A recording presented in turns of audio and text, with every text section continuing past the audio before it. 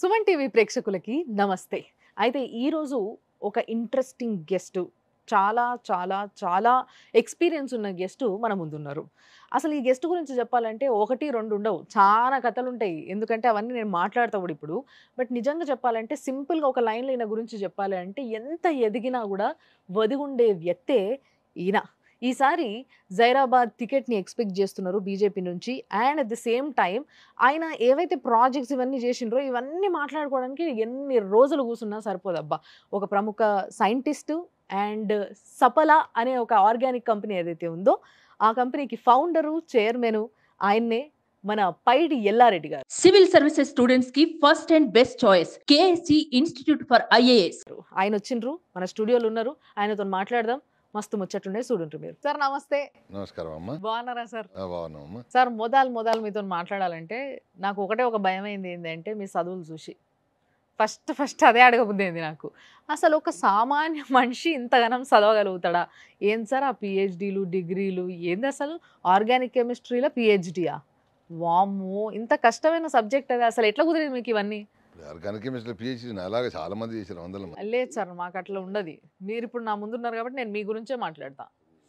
Organic chemistry PhD కంటే ఎక్కువ అంటే నా మటుకు నేను ఏదైనా Forestry. చెప్పాలంటే జపాన్ పోయి అలా సర్వైవ్ అయ్యి వాళ్ళ లాంగ్వేజ్ మాట్లాడి వాళ్ళని ఇది చేయమనేది ప్రత్యేకంగా. ఎందుకంటే ఆర్గానిక్ కెమిస్ట్రీలో ఈ మధ్య పిహెచ్డి చేసే వాళ్ళు కూడా ఉన్నారు.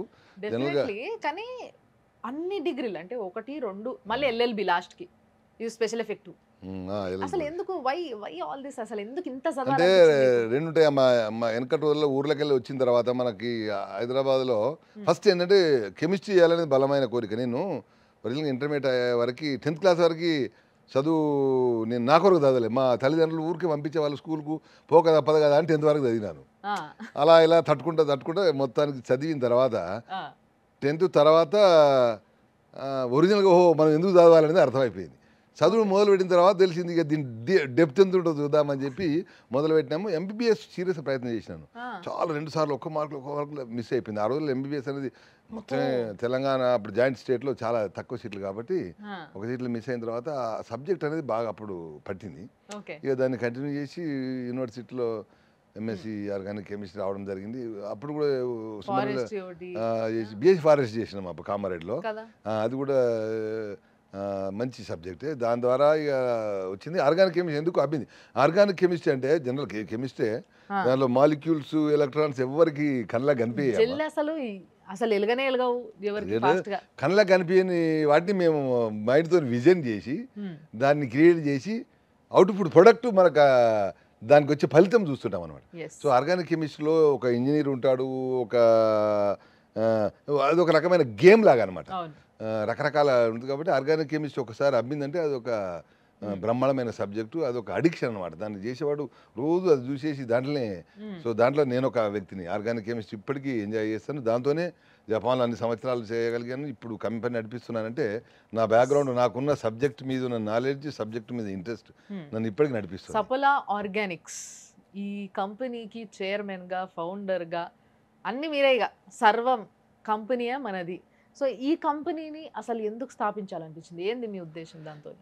నేను జపాన్లో చాలా సంవత్సరాలు టొయోటా గ్రూపుల్లో పనిచేసి ఇండియాకి కంపెనీ తీసుకొచ్చాము. తర్వాత అయితే ఏమైందంటే నేను జాయిన్ అయినప్పుడు ఒక మెటీరియల్ కొత్త డెవలప్, ఈ సోలార్ సెల్స్, కార్లను లైట్తో కాలు నడిపించాలని, గ్యాస్తో కాలు నడిపించాలనే కాన్సెప్ట్ మీద నేను రీసెర్చ్ చేసి మెటీరియల్స్ డెవలప్ చేసేవాళ్ళము. కాకపోతే అది ఆటోమొబైల్ కంపెనీ అయినా అందులో చాలా రీసెర్చ్ ఉంటే అందులో నేను మెటీరియల్ సైన్స్లో పనిచేసేవాడిని. పనిచేసిన తర్వాత ఆర్గానిక్ కెమిస్ట్రీ ఇంత అయిన తర్వాత గ్రో అయిన తర్వాత manager, general manager, senior manager, general manager అయిన తర్వాత మనకేమంటే బాధ్యతలు పెరుగుతాయి. ఇంత మెటీరియల్ సైన్స్ పోయి ఆటోమొబైల్ కంపెనీలు పెట్టాలి, ఇండియాలో కంపెనీ పెట్టాలంటే వాళ్ళతో టైఅప్, ఈ అగ్రిమెంట్లు అనేది ఒక విసుగు వచ్చేసింది నాకు. నేను అందులో నా స్పెషలైజేషన్ కెమిస్ట్రీ కాబట్టి ఆటోమొబైల్ ఇండస్ట్రీలో నేను ఒక గుర్తింపు పొందలేదు కదా. ఎందుకో అలా పోయినా కానీ నాకు నచ్చలేదు. తర్వాత తిరిగి వచ్చేసి సరే ఆర్గానిక్ కెమిస్ట్రీ చేయాలంటే ఏది ఉంటుంది, మనం ఇప్పుడు చాలా మంది ఇక్కడ ఇండియా నుంచి పిలిచి అక్కడ ఉద్యోగాలు ఇచ్చాము. టొయోటాలో ఇచ్చాము, జపాన్ అయితే వాళ్ళని ఇంటర్వ్యూ చేసి అక్కడ ఉద్యోగాలు ఇచ్చే బదులు ఇక్కడే కంపెనీ పెట్టి మనలకు మనమే ఉద్యోగం ఇవ్వాలనేది కూడా ఒక కాన్సెప్ట్. సో దాంతో హైదరాబాద్ వచ్చాను, మిత్రులు కొంతమందిని కలిసి స్టార్ట్ చేసినాము. బట్ ఈ కంపెనీ స్టార్ట్ చేసేటప్పటికి నేను ఆల్రెడీ టొయోటాలో ఉండి ఇండియాలో నడిపిస్తున్నాను.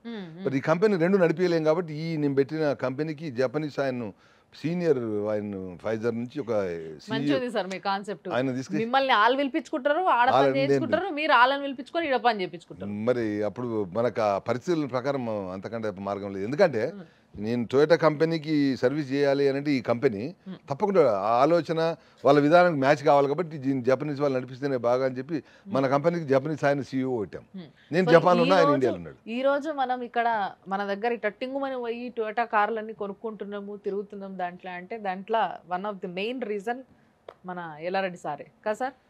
ఇండియాలో కార్లు పెట్టడంలో మొదట్లో వాళ్ళు టొయోటా కంపెనీ ప్రపంచమంతా మొదటి నుంచి కూడా చాలా ఫేమస్ కానీ ఉన్నాయి. ఇండియాలో ఇండియాలో రావడానికి వాళ్ళు అసలు ఇంకొక 10 సంవత్సరాల ముందే పెట్టాల్సిండే.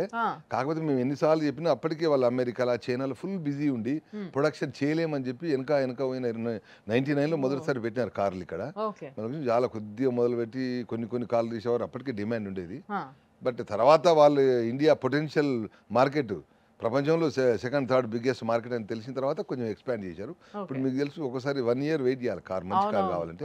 టొయోటా అంటే దీని వెనకాల టొయోటా కార్ మనం చూసి దాని వెనకాల చాలా రీసెర్చ్ ఉంది. దాని వెనకాల వేలాది మంది పనిచేసి ఒక్కొక్క కాంపోనెంట్ తయారు చేయడానికి అవసరమైన టెక్నాలజీ డెవలప్ చేసే వాళ్ళు బ్యాక్గ్రౌండ్ చాలా ఉన్నారమ్మా. అండ్ నేను ఇది తర్వాత కూడా చాలా ఇంప్రెస్ అయినా సార్. చాలా సంవత్సరాల కిందనే మనోళ్ళని చాలా మందిని జపాన్ పట్టుకుపోయి ఆడ కొలువులు పెట్టించారు అని. ఎంతమంది దాకా పట్టుకుపోయి ఉంటారు మీరు ఎట్లా? ఇప్పుడు ముఖ్యంగా నేను ఏం చేసిన అంటే ఎక్కడో ఆల్రెడీ ఇక్కడ టాలెంట్ ఉన్న ఉద్యోగాల అవకాశం వాళ్ళని తీసుకుపోలే. ఎక్కడైతే రూరల్ ఏరియాల నుంచి వచ్చి ఎక్కడో మారుమూల కాలేజీలో చదివి ఆయన పూర్తి ఇంగ్లీష్ మాట్లాడలేడు అలాంటి టాలెంట్ తక్కువండి వాళ్ళకి ఎక్స్పోజ్ చేయడానికని ముఖ్యంగా నేను పంపించిన వాళ్ళందరూ ఇక్కడ కామారెడ్డి, నిజామా చుట్టుపక్కల ఉన్న వాళ్ళు కొంతమంది రూరల్ ఏరియాల నుంచి సెలెక్ట్ చేయండి. మరి కామారెడ్డి అంటే మీరు కామారెడ్డి బిడ్డ, నేను కామారెడ్డి కోడలు. చాలా సంతోషం అమ్మా, అది విన్నాను. మీ ఆయన కూడా కామారెడ్డి జిల్లా రామారెడ్డి విలేజ్ నుంచి అని విన్నాను. చాలా సంతోషం. మా కామారెడ్డి జిల్లా నుంచి మీ ఆయన కూడా రావడం అనేది చాలా మాకు కూడా గర్వకారణం. చాలా సంతోషం అమ్మా. Yes sir, thank you. అసలు నిజంగా కామారెడ్డిని యాద పెట్టుకొని మీరు జపాన్ దాకా పోయి అసలు మొత్తం ఆడ సెటిల్ అయిపోవచ్చు మీరు హ్యాపీగా. మీకున్న హోదాకి, మీకున్న డిమాండ్కి మీరు ఆడ మంచిగా ఒక ఇల్లు అంతా అన్నీ ఉన్నాయి మీకు ఆడ. ఇది లేదు అది లేదు అని లేదు. సిటిజన్షిప్ కూడా వచ్చేసింది మీకు. సో హ్యాపీగా ఉండొచ్చు మీరు. కానీ అవన్నీ ఇడ్చుకొని ఇప్పుడు మళ్ళా నా ఊరు, నా జనాలు, నేను ఇక్కడ రాజకీయం చేయాలి, సర్వీస్ చేయాలి, ఎందుకు? వై? దీనికి చాలా కారణాలు ఉన్నాయి. ఎందుకంటే చిన్నప్పటి నుంచి చిన్న ఊర్లో ఒకటి వాళ్ళని చూసాం, మా తల్లిదండ్రులు కష్టపడే చూసాం. ప్యూర్ వ్యవసాయ కుటుంబం కాబట్టి వాళ్ళ కష్టం చూసిన తర్వాత ఎప్పుడన్నా వాళ్ళకి తిరిగి ఏమైనా చేయాలి. వాళ్ళకి కాకుండా మన ఊరికి చేయాలి, మన మండలానికి చేయాలి, మన జిల్లాకి చేయాలనే కోరిక బలంగా ఉండేది. జపాన్లో పనిచేసినప్పుడు ఎప్పుడు నేను ఇక్కడికి వచ్చిన రాగానే కామారెడ్డి వాళ్ళు వీడేంద్ర ఈ పిక్చర్లకు ఎప్పుడు కామారెడ్డి అంటాడని నన్ను చూసేవాళ్ళు చాలా మంది అనేవాళ్ళు. బట్ మరి ఇప్పుడు నా ఏరియా నేను డెవలప్ చేసి ఎవరి ఏరియా వాళ్ళు డెవలప్ చేస్తే దేశం బాగుపడుతుంది కదమ్మా. సో దేశాన్ని బాగుపడే, ప్రపంచాన్ని బాగా చేసే శక్తి లేకపోయినా అట్లీస్ట్ నా ప్రాంతాన్ని నేను ఏదైనా చేయగలుగుతామనే తాపత్రయం. బాగా ఇష్టమైంది ఏం చెప్పు నాకు. అసలు ఇట్లా మాట్లాడితే కామారెడ్డిలో